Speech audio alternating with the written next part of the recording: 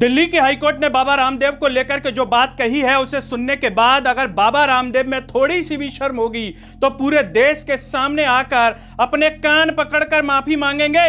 दिल्ली की हाईकोर्ट कहती है कि बाबा रामदेव का यह बयान बिल्कुल भी माफी के लायक नहीं है। दिल्ली की हाईकोर्ट के जज साहब कहते हैं कि मुझे अपनी आंखों और कानों पर यकीन नहीं हो रहा कि बाबा रामदेव ऐसी बात कह रहे हैं। दिल्ली की हाईकोर्ट कहती है कि 5 दिन के भीतर सारे वीडियो हटा दिए जाएं जो बाबा रामदेव ने इस प्रकार की बात कही है। नमस्कार, मैं हूं गिरिराज शर्मा और आप देख रहे हैं सरल टॉक। दोस्तों, बाबा रामदेव को आप योग गुरु के तौर पर जानते हैं, कारोबारी बाबा के तौर पर जानते हैं, लेकिन वर्तमान समय में बाबा रामदेव इस प्रकार के वीडियो जारी करने लगे हैं जिससे उनकी छवि एक नफरती गुरु की होती जा रही है, समाज में नफरत फैलाने वाली जैसी होती जा रही है। बाबा रामदेव इस प्रकार के वीडियो बिना डर के डालते हैं, बार बार अपनी उस बात को दोहरा देते हैं किसी न किसी माध्यम से। और बाबा रामदेव ने 3 अप्रैल के दिन इसी प्रकार की एक बात कही थी। बाबा रामदेव अपनी पतंजलि के एक शरबत का प्रचार करते हैं और उस वीडियो में बिना नाम लिए कंपनी को लेकर के कहते हैं कि जो शरबत आप पीते हैं उसका पैसा मस्जिद मदरसे बनाने में इस्तेमाल होता है, आप हमारा जो पिएंगे पतंजलि का उसका गुरुकुल बनाने में होगा। वो शरबत पिएंगे तो मस्जिद और मदरसे बनेंगे, और पतंजलि का गुलाब का शरबत पीते हैं आप, ये शरबत पिएंगे आप तो गुरुकुल बनेंगे, आचार्य कुलम बनेगा, पतंजलि विश्वविद्यालय, भारतीय शिक्षा बोर्ड आगे बढ़ेगा। बाबा रामदेव का ये जो वीडियो है इस साफ तौर पर समाज में एक तरीके से नफरत फैलाने के उद्देश्य से बार बार दिखाया जा रहा था कि समाज का जो वर्ग है वो आपस में बट जाए और वो उस शरबत को ना खरीदे, इस शरबत को खरीदे। और इशारों इशारों में बाबा रामदेव जिसके लिए कह रहे थे वो था रूह अफ़ज़ा का शरबत, जो कि हमदर्द कंपनी का आता है दोस्तों। और उस कंपनी ने बाबा रामदेव के इस बयान को पहले तो धैर्य रखा कि चले ठीक है, कोई दिक्कत नहीं है, लेकिन जब पानी सर के ऊपर चला गया तो हमदर्द कंपनी ने इसको लेकर के दिल्ली हाईकोर्ट में केस लगा दिया।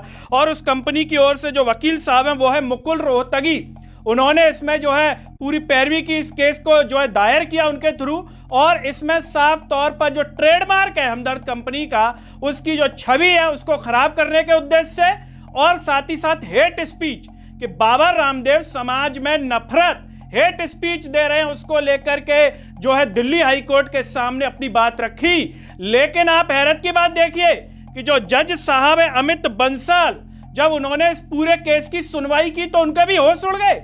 उन्हें तो अपनी आंखों और कानों पर यकीन नहीं हुआ कि जो बाबा समाज में योग फैलाते हैं, जो बाबा समाज में, देश में, विश्व में योग के लिए जाने जाते हैं, वो इस प्रकार की बात कर रहे हैं, नफरती भरा बयान दे रहे हैं। और साफ तौर पर उन्होंने ये कहा कि ये जो बयान है उसने आत्मा को झकझोर दिया है, चोट पहुंचा दी है एक तरीके से, और सीधा आदेश दे दिया बाबा रामदेव के इस बयान को लेकर के। उन्होंने कहा कि माफी के बिल्कुल भी लायक नहीं है उनका ये बयान।